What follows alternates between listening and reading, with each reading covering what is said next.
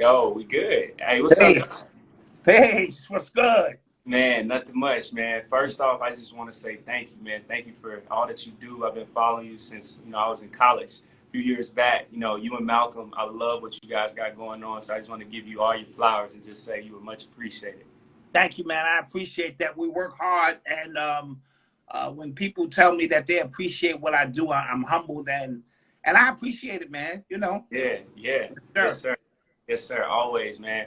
Black Dot, you got a legendary name, dope concept.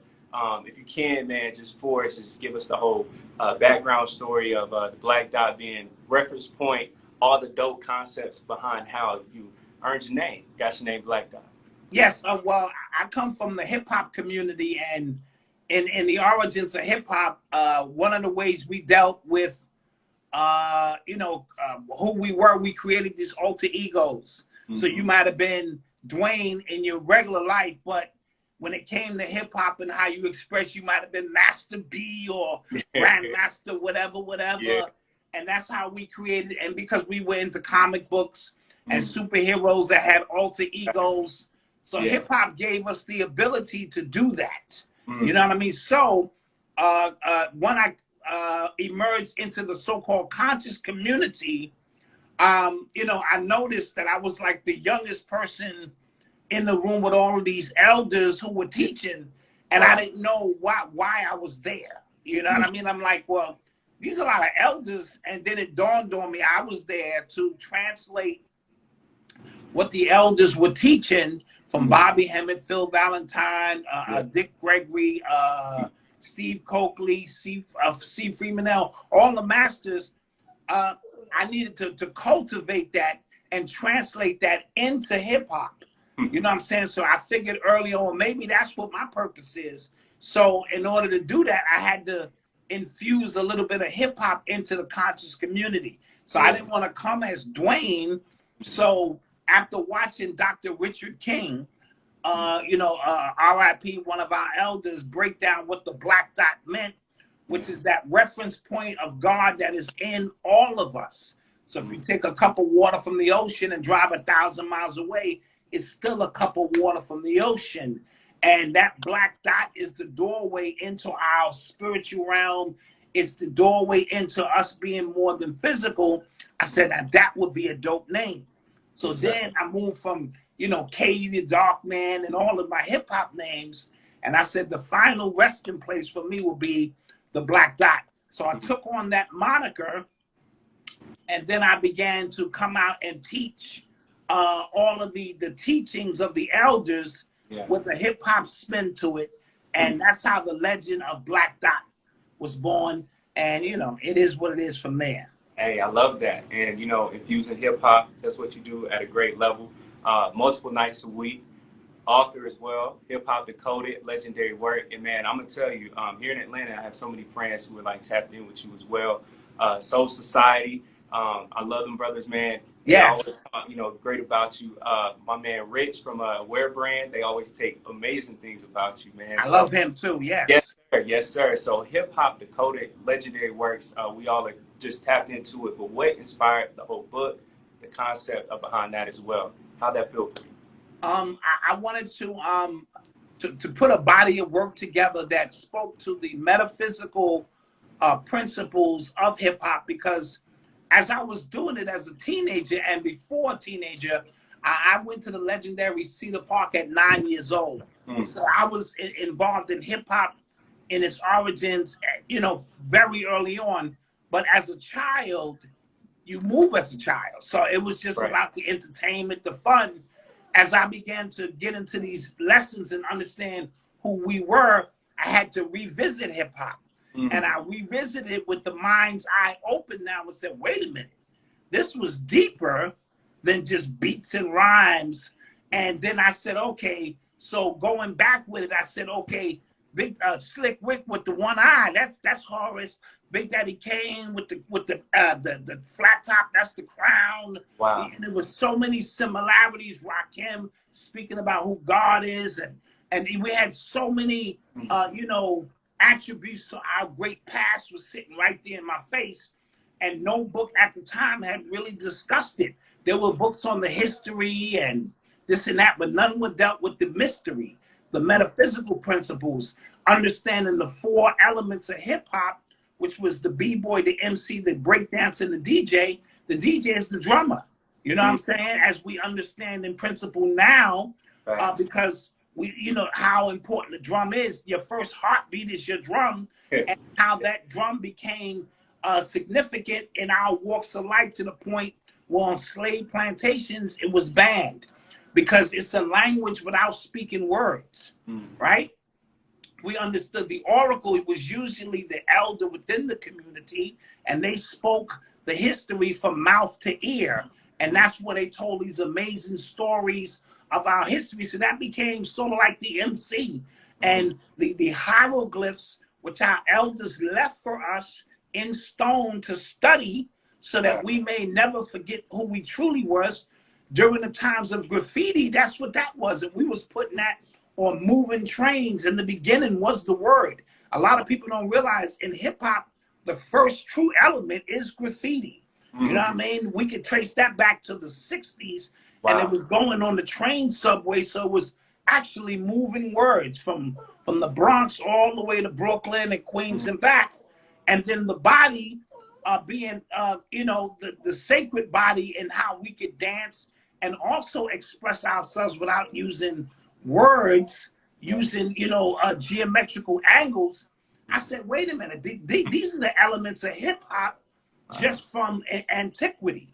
So how do I bridge the gap and show our young brothers and sisters we are an ancient people and hip hop is being unlocked a little bit at a time? It took the perfect environment, you know what I'm saying, to create that, to unlock. Now, you can't unlock it in the same manifestation which it was 1,000 years ago because we're in a different environment. So now we're in a concrete jungle, you know what I mean, with no ability to cut down a tree and make a drum. You know what I'm saying? We can't chisel on tenement buildings these messages, so we got to use what the environment enables us to do. So we found James Brown break beats, and a DJ got creative and said, the break beat is only 6 seconds here. Let me find a way to suspend it for as long as we want to have it by having 2 turntables and a mixer, and we'll get the electricity that we need from the light pole. We'll put down some cardboard so the ones who can express the word within dance can do that. And then we'll have an MC who initially was just call and response, you know, throw your hands in the air, come on now, this, that, to the point where the rhythm, once the rhythm was kept, because at first a lot of people don't realize when Kool Herc in particular would play records, he didn't have 2 copies of it. So he would play one, he would bring the needle back to try to extend it, but the timing of it wasn't always on time. It wasn't until Flash said, that's creative, and created the ability to keep it on time, because you can't MC if the record ain't on time. If the record keep jumping and skipping, an MC can't rhyme. So once we figured that out, then the MC could do more than just shout out gangsters and so-and-so move your car. And we began to get the rhyming aspect, and no book was talking about this. And with the new downloads that I was getting from the elders who were confirming this, I said, I got to put a book out. And that's where Hip Hop Decoded was born. And it's still to this day, when I put it out 15 years ago, I said it'll be 10 years before people really catch on to what it is I was trying to say. And it's still moving today. And it's a proud body of work. And it's not for everyone, because it's the esoteric essence of our culture. The exoteric, which is rap and trill rap and drill rap, that's all an extension. But if you want to know your connection to self through these art forms, I did my best to present a body of work that could help you along that way. Man, that's beautiful. You being from the Bronx, the Mecca, hip hop, seeing it start, seeing it now, 50 years later, seeing museums somewhat being built as well. Like, you've seen it from day one. How innovative are we, you know, as a people, that we can create new sounds, new music, new genres? I call it urban alchemy, among other things. for us to be able to do that. And when I also attributed those 4 elements to earth, air, fire, and water, I said earth is the graffiti element, since that's where we're actually putting these signs and symbols. Now, when you understand graffiti, a picture's worth 1,000 words. Right. These were advanced glyphs. A lot of these graffiti guys, I can't even understand it to this day. You had to have the mind's eye to be of that tribe, so to speak. The air element I call sound, because the DJ, you know, you could hear Herc's system 5 blocks away, and it was based on sound and air. The fire element I attributed to MCs, because they always talk about they spitting that fire and this and that. And your body is composed of 70% water, as they say. So that became the water element. And I'm only saying that because earth, air, fire, water are the premises of the basis of all things. And when you add those together and add the so-called 5th element, which is ether, which is spirit, which is self, you have an alchemical process that takes place. So the environment itself forced us to adjust and adapt. And there's no better people on the planet than adjusting and adapting than we are. And you can throw in drugs and alcohol, all of that, because these are also a part of the culture. We hate to say it. It's the abuse of drugs and alcohol that has sent us off the cliff. But our elders would tap into the bottle of spirits when needed, especially when trying to conjure up certain energy. When we speak of sexual energy in its proper context, that's one of the greatest energies on the planet.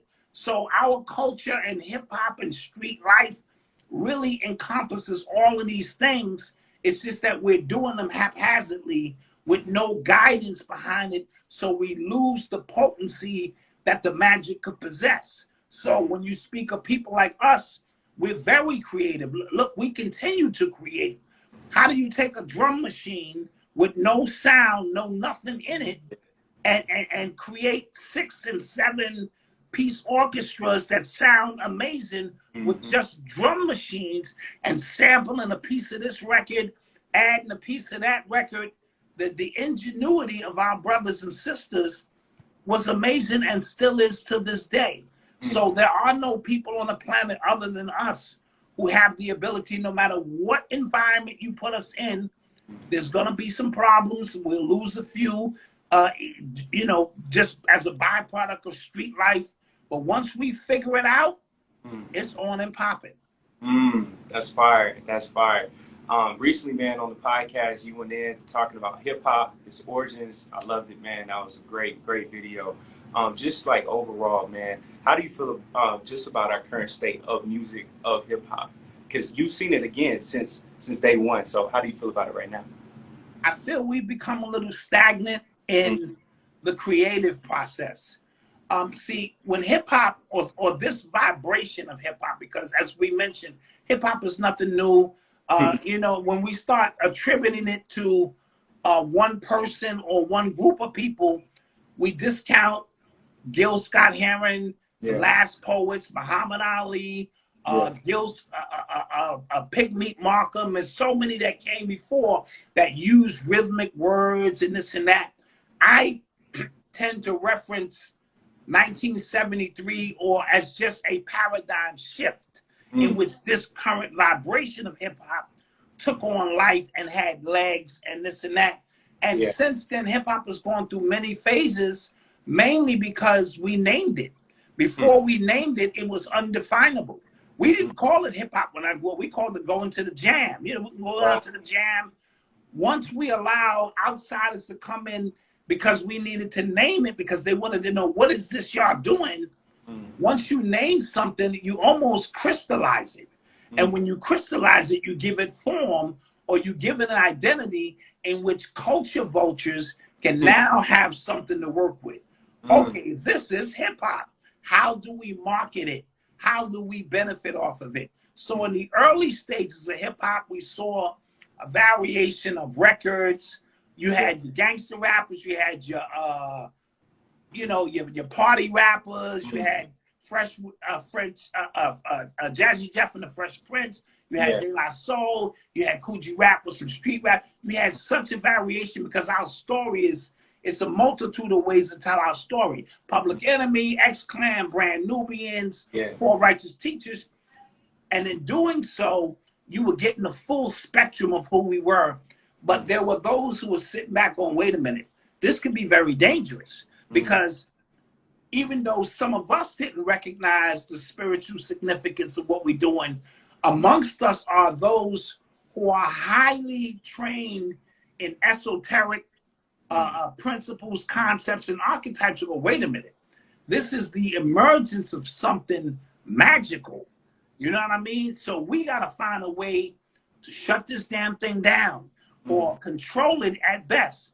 And that's when record labels started popping up and they started promoting what I call the lowest vibration of the culture, which was gangster rap and all of these other things, because we know sex sells, and it deterred a lot of us. And as a result, 50 years later, what we have are so many variations, but it's more about rap music now than the culture itself. We don't speak about the graffiti artists anymore, the dancers, or the DJ as much as we did. It's about putting out rap music. And now you get into the mind control aspect, because a chant is something we do to, when we're trying to fix something in this reality, we fix our minds on it and we use to chant it so that it becomes a part of this reality where we can use it to our disposal. But if I hear a rap record 1,000 times all over the globe and it's all saying the same exact thing, women ain't nothing, dudes violence, let's kill each other, that becomes a chant of epic proportion in which we bring into reality the very things we don't really want. So there's sorcery involved with imaging, showing the same image. You know what I'm saying? Because in one chapter in Hip Hop Decoded, I speak of before the hip hop video or any video. When you heard a song, your imagination was at work and you had your own interpretation of what the song meant. Oh, I could see myself, whether it was about love or this and that. When they gave you the video, they shut down your imagination and said, this is what the song means. So now every time you hear that song, you think of that video. And it culminated with Michael Jackson and Thriller, which was an awesome, you know, movie type thing. But it opened up another doorway to shut down your own imagination. And as a result of that, videos became important to promote a certain message. The song being played on 50 radio stations across the country, the same song. So young kids are getting the same message, and repetition is important. No different than if you go out and shoot 500 jumpers every morning, you know that's it becomes a part of who you are. And then hip hop became about mind control. It became about putting images in our head, and it became about shutting down the spiritual growth and evolution. And it just became about, let's get this money and let's become the gatekeepers. And if we collectively say we're looking for gangster rappers, or we collectively say we're looking for booty shaking music, then our young people who are geniuses will only make music to fit that criteria, because they're looking to get residuals on the other end of it. And we shut down a whole creative process. And I think hip hop has become stagnant again, because what brought about hip hop in the first place was hunger, was the environment. We needed it. So, you know, that pressure can bust pipes or birth stone, you know, create the diamond. It created the diamond in hip hop. And now we have the illusion through media that we're all doing well, because you see a few rappers hold a money stack to their ear. You see a very few billionaires who have been strategically placed there to give you the assumption that you can make it, or look, black people are doing well. And then collective, the masses of us are not. So we need to create a new form of music. I don't know how it's going to be done, but I've been fascinated with Travis Scott. I've been fascinated with those who are sonically trying to just change the sound.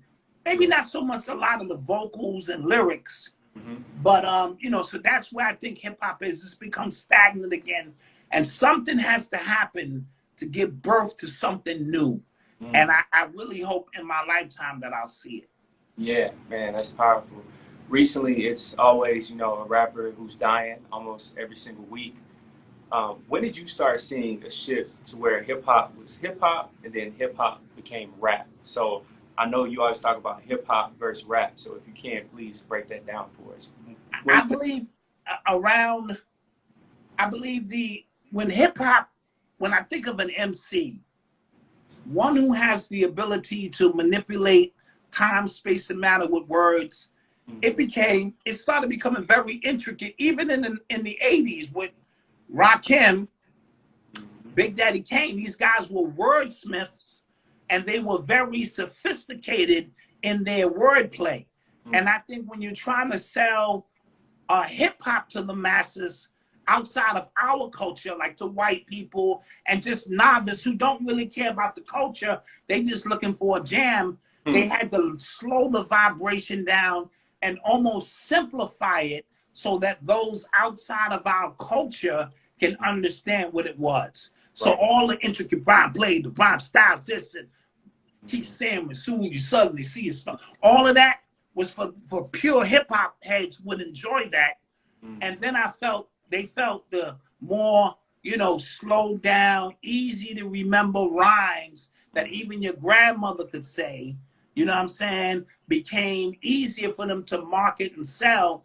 And what it did was it turned a lot of true MCs into rappers, because then they started saying, all we need is a beat everybody knows, right? And, you know, it takes two to make a thing go right, which is one of my favorite joints. And, you know, I'm gonna rock right now. I'm my bass and I came to get down. Slow it down so that whether you white, black, or grandma, you can all sing to it. We can sell more records. And I think it created a tailspin where guys were no longer trying to be complicated, sophisticated, and intricate in their rhyme play. And the record labels loved it because they didn't understand the culture from that perspective. What is he saying? Why is he rhyming like that? What does that mean? And, you know, we got these double and triple entendres in how we speak, and cheese don't mean cheese, and get that bread don't mean get that bread. I got a bird in the hand and, you know, a ghetto bird flying by. What's a ghetto bird?